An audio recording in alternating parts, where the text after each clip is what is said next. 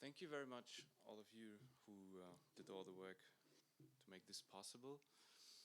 I myself not only have the opportunity to speak today, but also to work as a fellow here from October on something for which I'm looking very forward to. As a sociologist, I would like to address one fundamental question that I think is essential for opening an interdisciplinary perspective or dialogue on violence between neuroscience and social science and other disciplines, of course. My general assumption is that focusing on this question might help to clarify how physical violence can be defined as a social fact and not primarily as a political, moral, or mental problem, and thus also be clearly differentiated analytically, at least, from other forms of violence triggered by non-social factors or dynamics. So the brains that pull the triggers, but what or who triggers the brains? If we think of yesterday, we talked a little bit about processes, social processes. I think this question, what triggers the brains, has to be conceptualized as something of like a social dynamic or social processes that might trigger our brains. So the question I would like to address today is, to what extent can the violence of individual actors, something that we in sociology call the micro level, be attributed to the involvement of individuals in social relationships and collective structures, something we call collective structures or orders at the micro level, and also only be adequately explained by these factors. I recently realized that the concept of micro-macro in neuroscience is obviously quite different. That was especially when I read your book, Mr. Gazaniga. And I think here's one of the most important possible interfaces between our disciplines for substantial interdisciplinary work. Why? In order to be able to deal with this fundamental question, I think a new kind of interdisciplinary approach is needed, which is able to link the cognitive and affective mechanisms specific to violence with the social processes through which actors are involved in collective structures in social or cultural orders. This is the methodological link we very briefly talked about during our last meeting in October. Through the development of an interdisciplinary interface between social action theory on the one hand, violence research, and the cognitive and neurosciences, we should try to interrelate cognitions and effects specific to violent behavior as well as cognitive, a collective context, of social order and social practice in our concrete empirical research designs. I won't be able to outline such an approach or such a framework today, let alone the methodological link required for this. This is rather what has to be developed step by step, I think, and ideally within some sort of cooperation between our disciplines. However, what I will be expounding and defending within the next 25 minutes is a sociological concept of violence as a social fact, which opens up a research perspective on the specific group affiliations between actors and the resultant relational resources for social action, which must generally mobilize actors to exercise physical violence. In order to understand what motivates people to act violently on behalf of groups and how they come to identify with the groups for which they act, I refer to the relational dimension or character of those cognitive, affective, and cultural resources social actors mobilize in order to sustain violent interaction. Against this background, the proposed research perspective becomes more clear. We want to know how social actors become drawn into mobilization processes and how this can trigger a specific kind of collective behavior that in turn can sporadically, spontaneously, or more constantly tip toward violence. However, the argument does not refer to these people's alleged ideas, interests, or cultural values in order to properly explain their participating in violent action. Rather, I assume that people's joining the social group plays a crucial role on an intermediate level, like the meso level, between the given structural situation of social order or socio-cultural order and individual behavior. I should note here that this assumption is reinforced by findings in sociology of religious movements, for example, showing that religious belief does not precede joining a religious sect, for example. Instead, joining happens by accidents of networks, friends, and acquaintances, following curiosity and other vague motivations. Commitment to intensity or intensely felt beliefs emerges because of the success of the group's interaction rituals in generating a strong identity around shared beliefs and social practices. The result is an emergent motivation to put one's beliefs into action, which feeds back into the intensity of beliefs and to the strength of the group's boundary. So my argument now is that these boundaries play the key role in those group-making social processes triggering collective violence. The research perspective that I will be expounding and defending now is based on the assumption that symbolic boundaries can cause people's participation in collective violence by providing the essential relational resources for violent action and by triggering the cognitive affective mechanisms necessary for social actors to become drawn into mobilization processes that can cause their engaging in coordinated attacks on sites across the boundary. In order to outline this argument now, I will proceed in 3 steps. First, before elaborating on the consequences of the proposed approach, I very briefly review the state of the art, referring to the theoretical and methodological problems or lacunae that the proposed framework wishes to address. Second, I argue in favor of profound theoretical reorientation in order to conceptualize violent action in a way that transcends both micro and macro reductionist accounts. By drawing on the explanatory concept of symbolic boundaries, my proposal, my presentation aims at bringing social action, as referred to in social action theory, back into sociological explanations of collective violence by arguing that as a social fact, violent behavior emerges out of the social relations, that is, the interactional work of a particular social group, but not of individual minds or macrocultural systems. Finally, in order to develop the theoretical argument further and to deliver some empirical evidence for it, one specific type of collective violence will be discussed in a last section, the case of urban riots. So empirical evidence will be illustrated here by means of a comprehensive empirical study on the suburban riots in France in 2005 that I conducted myself between 2007 and 2010 approximately. So before I continue now, I have to clarify that I do not focus here on extreme violence, that is on violent acts that can also be defined as acts of killing.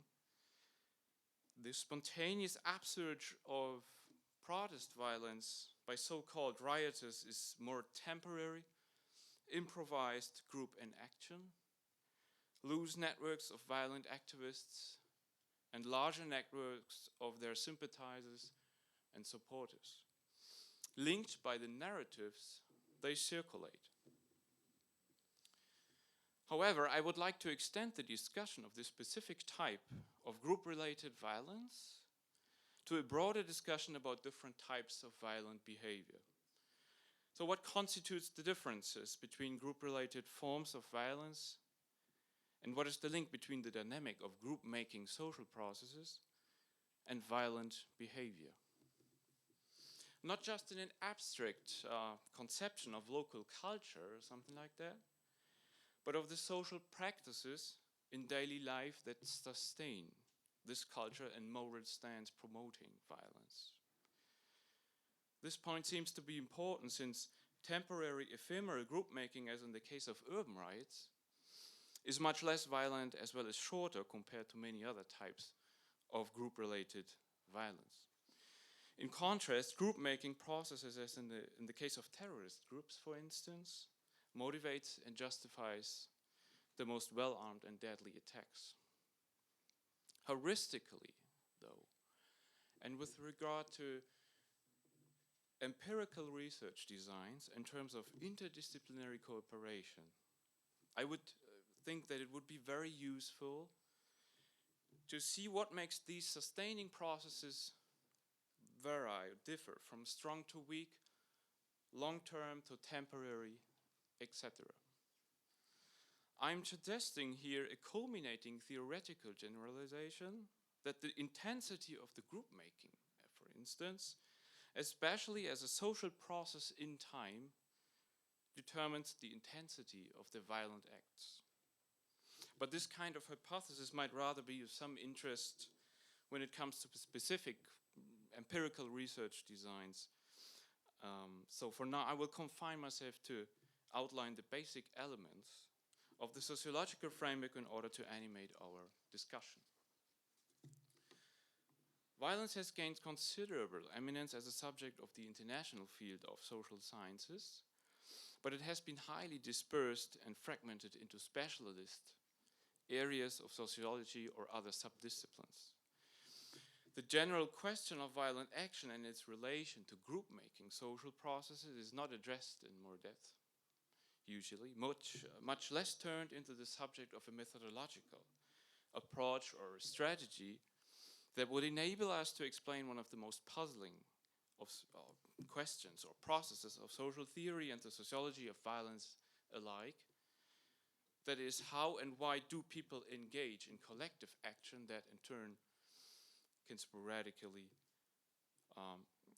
turn to become violent.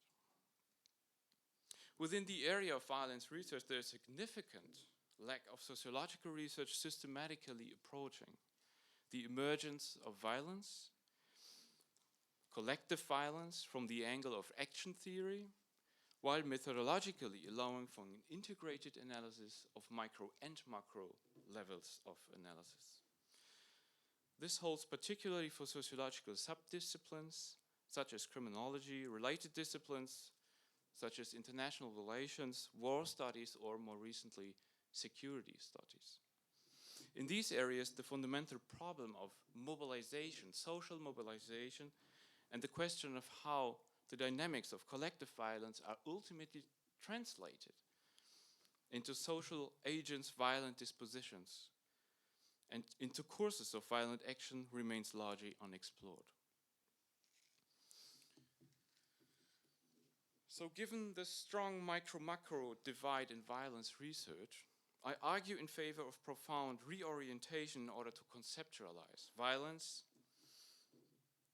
in a way that transcends both micro and macro reductionist perspectives. This is something that my discipline tries to do since its very existence, I think, but it's something that we still have to work on very hard. So the research perspective that I will be expounding and defending here aims at overcoming this gap by drawing in a relational approach based on an explanatory concept of symbolic boundaries, something that might help us to identify one possible interface between our disciplines or to address fundamental questions that have always or have already been raised since the beginning of the conference. In simple terms, symbolic boundaries offer public collective answers to the question, who are you, who are we, and who are they? As such, they are subject to constant challenge and negotiation. shared cognitive and cultural representations that include and define some people, groups, and things while excluding others. Symbolic boundaries are essentially cognition-based in terms of narrative distinctions between us and them, but they are also inherently social because of their implicit reliance on patterned social interaction, socio-cultural institutions, discursive structures, and practices, that is, on socially organized speech act settings. So symbolic boundaries do not emerge as a cognitive product of individual minds, but they are rather properties of organizations, the military, the police, social institutions such as nation states or transnational regimes, or much less objectified forms of collective identities such as social movements or terrorist groups. They enable us to both cognitively and culturally create social reality, which is largely a sort of reality of institutional facts, obligations, rights, duties. And the human capacity to make flexible and practical use of cultural knowledge enables us to not only represent reality as we think it is, but it also gives us the capacity to redescribe existing representations in a way that competing realities of rights, duties, social obligations can emerge. The creation of social and institutional facts by narratively representing certain facts as existing merely depends on whether these facts are recognized or accepted by other members of a particular social group. This is a very basic thought, but becomes very complicated once you try to aggregate this to a higher level of social organization. So when we combine this basic observation about the creation of social or institutional facts with the idea of symbolic boundaries, a formal definition of the latter becomes feasible. Symbolic boundaries are collectively shared narratives that create social and institutional facts by representing them as existing and by getting other people within these boundaries to recognize or accept them.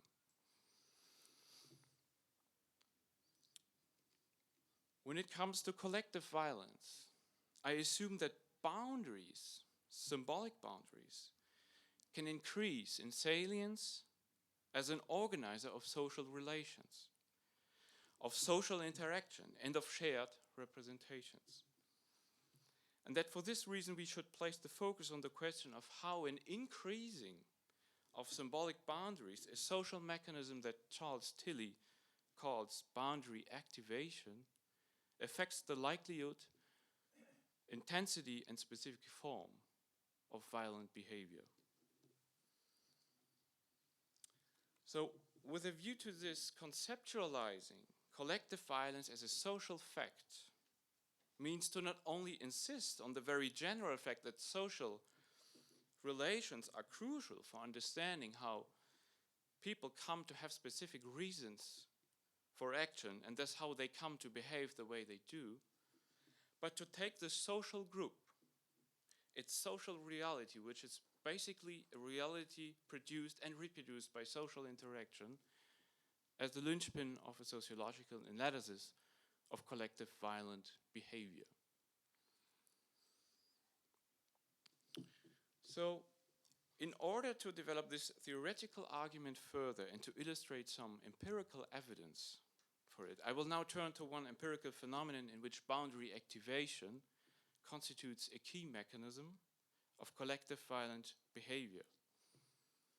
The phenomenon of urban riots that I use here as an exemplary case of the basis of my own empirical work.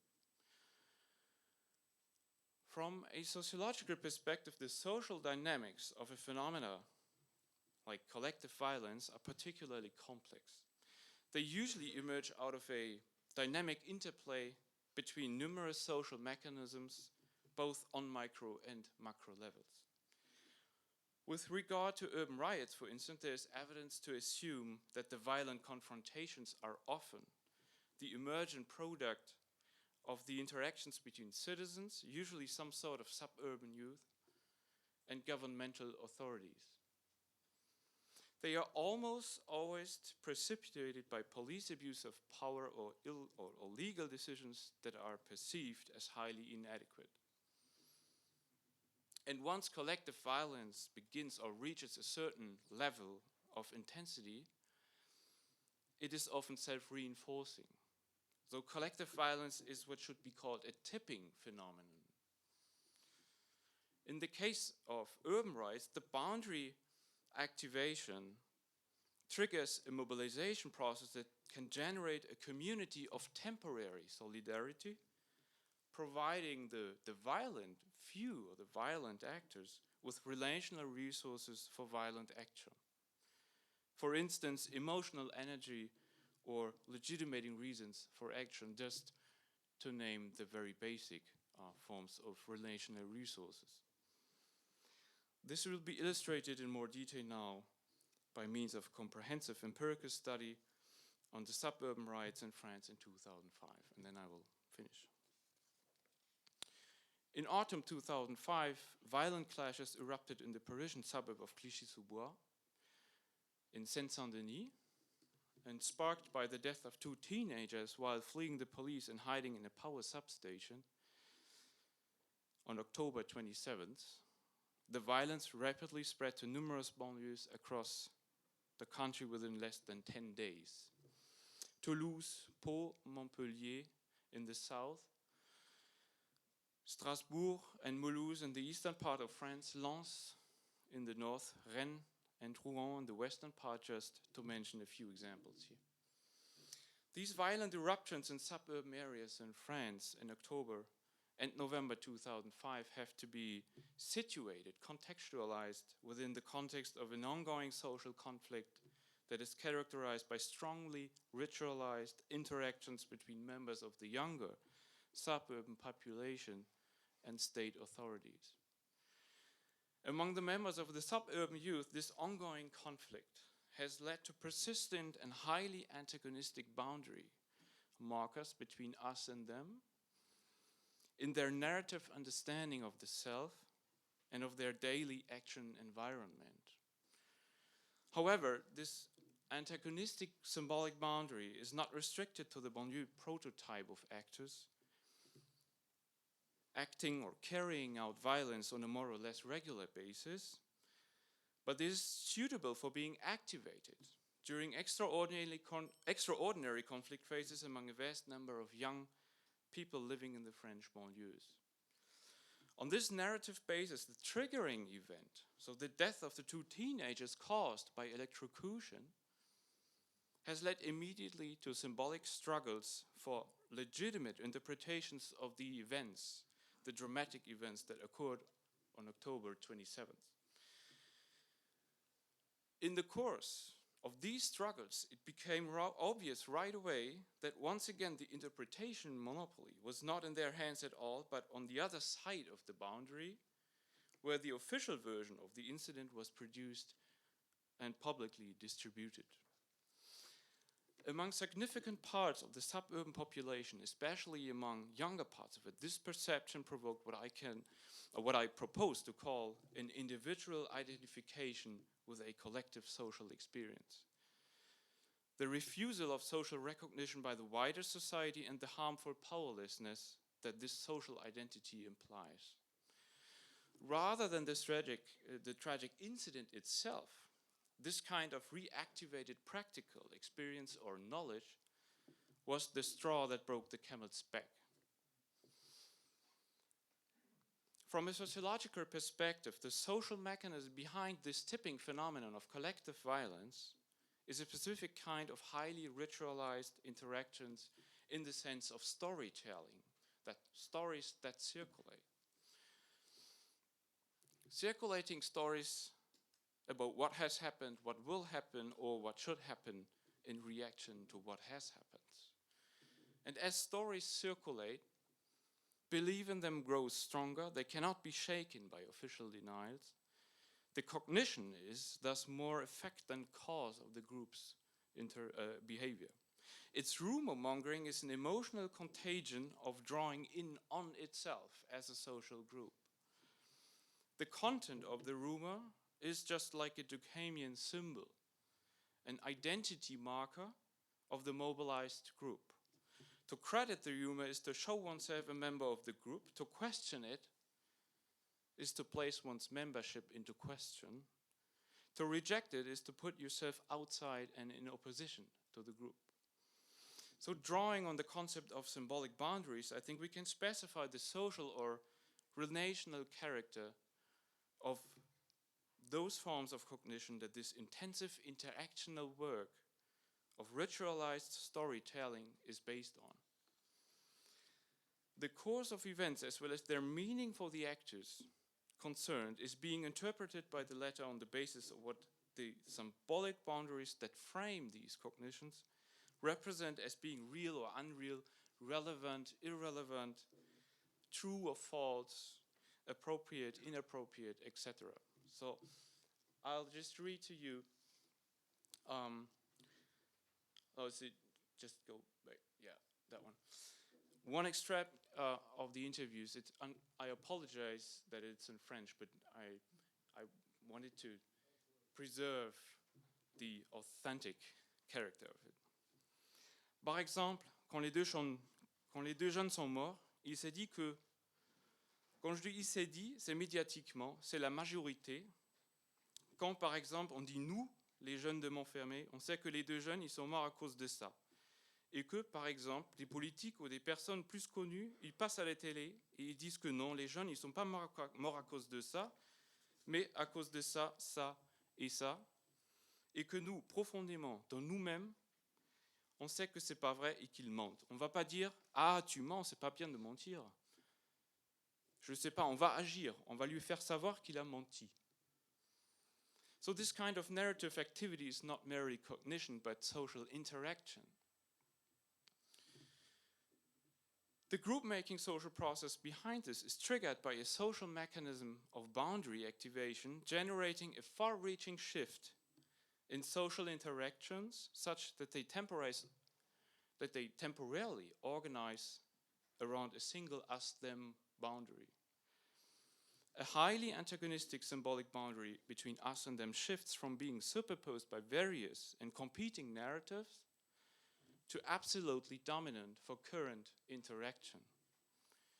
This temporary form of organization of social interaction is what provides the violent few with legitimating reasons for action. Furthermore, this interaction setting allows for supplying the specialists in violence with the indispensable social and emotional support by widespread participation in both intensive storytelling and collective standoffs.